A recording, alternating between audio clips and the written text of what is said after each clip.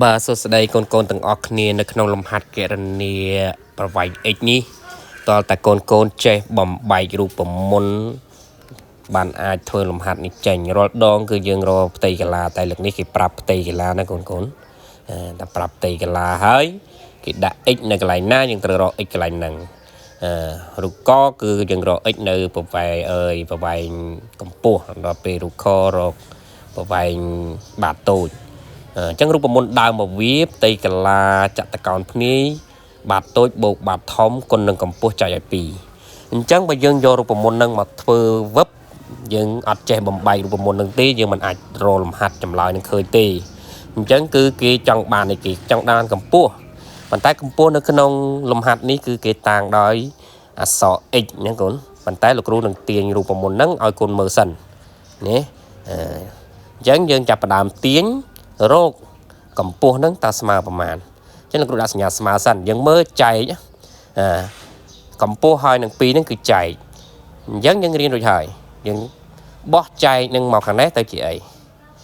ទៅជាគុណណាឬក៏យើងប្រើតាមការថែមអង្គទាំងសងខាងឲ្យស្មើគ្នាក៏បានដែរប៉ុន្តែវិធីដែលលឿនគឺកូនឯងត្រូវតែចាំអាហ្នឹងឲ្យស្ទាត់បូកទៅដកទៅបូកគុណទៅចែកទៅគុណអញ្ចឹងលោកគ្រូបោះណាមុនបោះគ្រូបញ្ជាក់ម្ដងទៀតណាបូកបោះទៅអង្គខាងនោះគឺទៅជាដកទៅជាបូកណាដល់ពេលចែកហើយនឹងគុណយើងបំលែងណាយើងបោះទៅអង្គខាងនោះទៅជាអីវិញទៅជាគុណដល់ពេលគុណទៅជាចែកអាហ្នឹងកូនត្រូវតែចាំកូនរកតាមវិធីថែមអង្គទាំងសងខាងឲ្យស្មើគ្នាក៏បានដែរបើវាចែកថែមគុណទៅបើវាគុណថែមចែកទៅឥឡូវគ្រូបោះណាបាទឥឡូវគ្រូបោះទៅអង្គខាងនោះគឺកម្ពស់នឹងចែកពី2អញ្ចឹងយើងបោះទៅនោះទៅជាគុណអញ្ចឹងមានន័យថា2គុណនឹង a ធំនឹងផ្ទៃកន្លាណាយើងស៊ីជាមួយអក្សរយើងបាច់ដាក់គុណក៏បានដែរប៉ុន្តែបើយើងលេខទៅតែដាក់សញ្ញាគុណណាបន្ទាប់មកវានៅសល់អីគេនៅសល់បាតតូចបូកបាតធំគុណនឹងកម្ពស់អញ្ចឹងយើងចង់ទាញរកតែកម្ពស់ទេអញ្ចឹងយើងបោះបាតតូចបាតធំមកបាតតូចបាតធំគឺយើងគុណអញ្ចឹងបោះមកខាងនេះទៅជាចែកអញ្ចឹងអាកម្ពស់ហ្នឹងអក្សរ h ហ្នឹងគឺយើងត្រូវដឹងថាគេរក h ហ្នឹងឯងh ហ្នឹងគឺ x ហ្នឹងឯងអញ្ចឹងដូរដាក់ x ទៅនេះគឺជាការបំបែករូបមន្តកូនឯងបំបែកនៅក្នុងណាกระดาษព្រៀងរួចហើយកូនសរសេរតែចុងក្រោយទេណាកុំឲ្យវាអញញ៉ៃអញ្ចឹងការបំបែកហ្នឹងគឺបំបែកចេញរូបមន្តហ្នឹងគឺដោះស្រាយតាមបែបហ្នឹងអញ្ចឹងតាមរូបមន្តមកអញ្ចឹងក្រោយពីយើងបំបែករួចហើយយើងសរសេរអាហ្នឹងមកអញ្ចឹងគ្រូដាក់ x x ហ្នឹងគឺជាកម្ពស់ស្មើ2គុណនឹង a ធំមានន័យថា2គុណនឹងផ្ទៃកន្លាវារួចហើយចែកឲ្យបាតតូចបូកបាតធំតោះមកយើងដឹងណា2យើងសរសេរ2មកណា 2a មានតែ2គុណនឹង a យើងប្រមាណគឺផ្ទៃកន្លាដែលគេប្រាប់នោះណាបន្ទាប់មកទៀត a គឺជាបាតតូចយើងសរសេរបាតតូចជួសចូលមក b គឺជាបាតធំយើងសរសេរបាតធំជួសចូលមករួចហើយយើងគណនាមកណាការគុណលេខចំនួនគុតនិងចំនួនទស្សភាគគុណធម្មតាដោយវិធីគុណចំនួនគុតធម្មតាមកម៉ែត្រការ៉េដាក់ម៉ែត្រការ៉េតិចទៀតលោកគ្រូដាក់នេះដើម្បីតិចទៀតលោកគ្រូនឹងបង្ហាញពីការ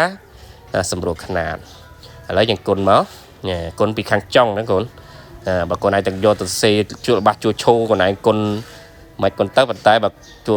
ឌីអញ្ចឹងកូនឯងចង់គុណទាំងអញ្ចឹងបណ្ដោយគឺគុណពីខាងចុងមករួចរាប់មកខាងនោះអត់មានចំណុចតួទី2មានចំណុចរាប់មក1អញ្ចឹងចុចវា1មកណាក្រោយចំណុច2ចុច2មកឥឡូវយើងគុណឃើញហើយយើងចាប់ផ្ដើមយកទៅចែក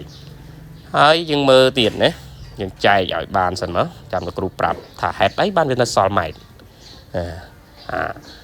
មិនក៏វាមិនចេញម៉ែត្រការ៉េដោយការយើងរកផ្ទៃកន្លាអញ្ចឹងអាហ្នឹងវាតយើងចេះសម្រួលຂະຫນាតទៀតអាហ្នឹងត្រូវចេះទាំងអស់ដល់ពេលយើងឡើងទៅដល់ថ្នាក់លើវាងាយស្រួលម៉ែត្រការ៉េយើងសម្រួលនឹងម៉ែត្រណានៅសល់អីគេម៉ែត្រការ៉េម៉ែត្រការ៉េនោះវាស្មើម៉ែត្រគុណម៉ែត្រក្រោមមានម៉ែត្រអញ្ចឹងស្រួលមកអាខាងលើសល់ម៉ែត្រមួយទៀតអញ្ចឹងបានវានៅសល់តែ5ម៉ែត្រវាចេញការ៉េទៅទេបើផ្ទៃកន្លាបានវាចេញការ៉េ ចឹង x របស់យើងឃើញ 5m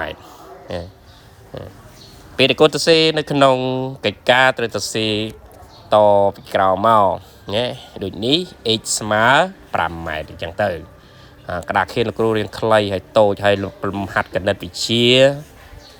នេះត្រូវការក្តារខៀនរៀងធំស្រឡះបន្តិចបាទឥឡូវមកគណនាប្រវែង x នៅលំហាត់ខម្ដងនៅក្នុងលំហាត់ខនេះប្រវែង x គឺរកបាតតូចណាចំណែកលំហាត់កគឺប្រវែង x រកបាតរកកម្ពស់នេះចេះតែជាប់បាទអញ្ចឹងយើងតាមទាញរូបមន្តដើរមកវាផ្ទៃកាឡាចតកោណភ្នាយបាតតូចបូកបាតធំគុណនឹងកម្ពស់ចែកឲ្យ2អ្វីដែលយើងរកមិនមែនរកកម្ពស់ណាដូច x លើកមុនទេគឺយើងរកណាបាតតូចនេះរកបាតតូចនេះព្រោះ x គេចល័តមកបាតតូចហើយអញ្ចឹងបាតតូចនៅណាបាតតូចគឺ a តូចនឹងឯងណាអញ្ចឹង a តូចជំនួសដោយ x អញ្ចឹងយើងទាញរកលោកគ្រូទាញរកមានន័យថាបែករូបមន្តដូចលើកមុនប៉ុន្តែយើងទាញរកបាតតូចវិញអញ្ចឹងយើងទាញមកបាតតូចយើងមើលណាវាគុណនឹងកម្ពស់អញ្ចឹងយើងបោះកម្ពស់មកហើយវាចែកពីនោះវាចែកយើងបោះទៅគុណទៅគុណបោះមកទៅចែកទៅនេះទាញរូបមន្តដូចតែលើកមុនទេប៉ុន្តែលើកនេះគ្រាន់យើងរកបាតតូចការទាញដូចតែគ្នាទេអញ្ចឹងយើងទាញមកណាអញ្ចឹងa បូក b យើងបោះ b មកខាងនេះទៅជាដក b អញ្ចឹងនឹងសល់ aហ្នឹងឯង x នោះបាតតូចនោះអញ្ចឹងយើងរក x គឺរក a ហ្នឹងឯងបន្តមកទៀតពេលដែលយើងធ្វើលំហាត់គឺបាច់ចាំយើងទាញកន្លែងចឹងទេអាហ្នឹងយើងទៅទាញក្នុងសភៅព្រៀងទៅអ្វីដែលយើងទៅសេគឺទៅសេអាចចុងក្រោយឲ្យហើយមកណាពេលខ្លះកូនទៅមើលកណែហ្នឹងគឺកូនឃើញកណែគេដាក់អញ្ចឹងកូនអត់ដឹងទេអត់ដឹងថាគេទាញមិនបានវាចេញអញ្ចឹងគឺគេបំបែករូបមន្តតាមបែបហ្នឹងឯងហើយមកមើលកណែត្រូវប្រយ័ត្នផងណាពេលខ្លះលំហាត់ខ្លះវាខុសអញ្ចឹងកូនត្រូវមើលផ្ទៀងផ្ទាត់ណាឲ្យមែនតេនអញ្ចឹងគឺគេបំបែករូបមន្តតាមរបៀបហ្នឹងអញ្ចឹងគឺកូនជួសលេខចូលទៅណាបើកូនជួសលេខចូលមកណាបាតធំជួសបាតធំបាតតូចជួសបាតតូចអស់ច្រឡំបាតតូចគេឲ្យរកយ៉ាងកម្ពស់ជួសកម្ពស់មកនេះយើងជួសលេខចូលទៅបន្ទាប់មកទៀតកូនចាប់ផ្ដើមគណនាលេខហ្នឹងទៅអាលើកូនឯងគុណចូលគ្នាទៅភាសាហៅសេតអស់តមកខាងនេះវិញចឹងយើងគុណចូលមកគុណពីខាងចុងមកណាយើងត្រាទុកយើងត្រាអីទៀតម៉ែត្រក្រេនេះនេះ60ម៉ែត្រចឹងម៉ែត្រក្រេនឹង60ម៉ែត្រហ្នឹងអាហ្នឹងម៉ែត្រក្រេនឹងម៉ែត្រហ្នឹងអាចសម្រួលបានយើងសម្រួលវាទៅនៅសល់តែម៉ែត្រទេប្រវែងចឹងងារប្រវែងចឹងសល់ម៉ែត្រតិចច្រឡំដាក់ចេញម៉ែត្រក្រេទៀតណាម៉ែត្រក្រេហ្នឹងគឺឲ្យសារយើងសម្រួលរួចទៅហើយនេះតោះមើលណា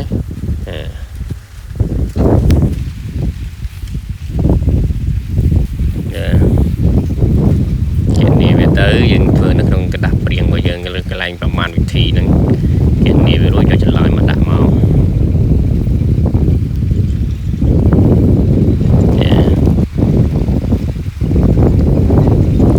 ចម្លើយរបស់វាឃើញហើយអញ្ចឹងយើងមើលអញ្ចឹងវាអស់ម៉ែត្រក្រេវានៅសល់តែម៉ែត្រទេតើអត់លើរួចហើយយើងយកមកចែកយើងចែកបណ្ដោយមក48យក3ដងរួចហើយសល់0តម្លាក់0ថែម0នៅផតចែកណាឬក៏យក0ដងអញ្ចឹង x របស់យើងបាតតូចរបស់យើងស្មើ